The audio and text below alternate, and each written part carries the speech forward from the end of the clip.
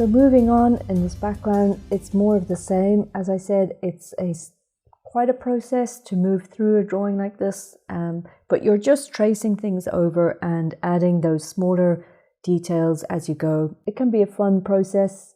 You can just sort of put on music and listen to music while you work and, just take your time. What I would say throughout this process is don't rush it. If you feel that you're rushing it, you may sort of start to make mistakes, or you may start to skip over things. And also take some breaks. I mean, you can get really tired really quickly doing work like this.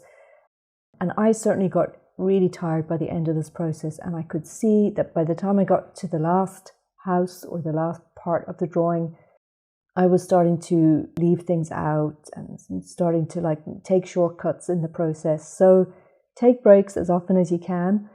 This layout drawing shouldn't take you days and days. It'll just, give it the time that it needs. It depends on your own speed, of course, but make sure that you take breaks and that you can move through it step by step.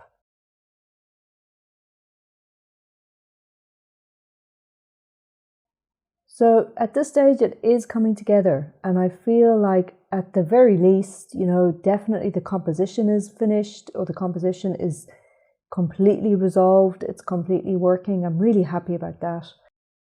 And I think that the details are starting to work very, very nicely. I was a bit worried that this drawing might be too detailed and difficult to figure out, in terms of scale, but I think it is starting to be cohesive.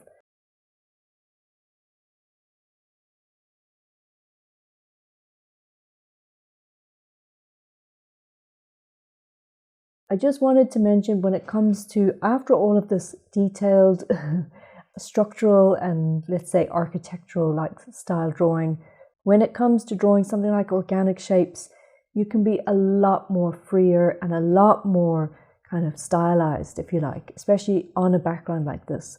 So for example, trees in the background. I'm literally just drawing in these triangular shapes. That's all you need to do to indicate an entire forest.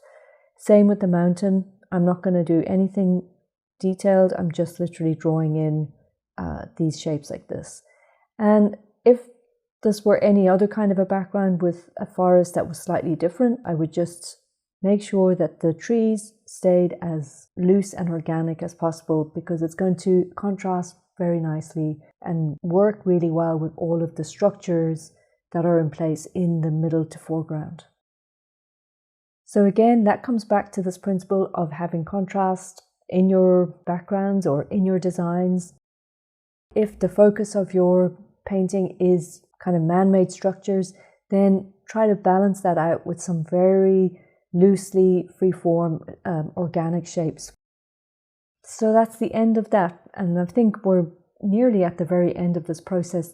All I'm going to do next is work on the foreground, and I'm going to talk in the next video about the importance between separating out the planes of your background into a foreground, midground, and a background. So when you're ready, meet me in the next lesson.